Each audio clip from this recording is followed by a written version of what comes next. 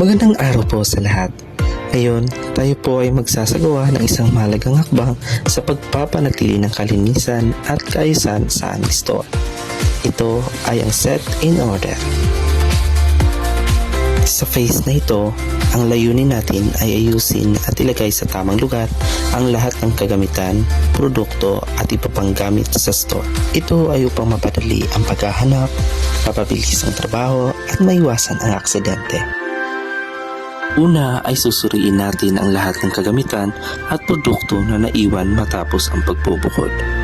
Siguraduhin natin na ang mga natirang items ay kailangan lang talaga sa store. Itatakdan natin ang tamang lugar para sa bawat item.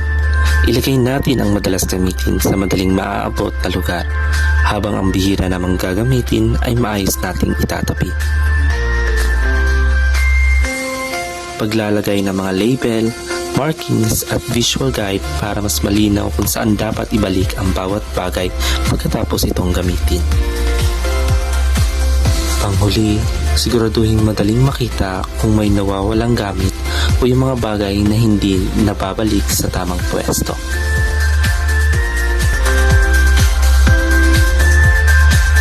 Tandaan natin, ang isang maayos na store ay hindi lang maganda sa paningin, kundi nakakatulong din para maging ligtas, mabilis at epektibo ang ating trabaho.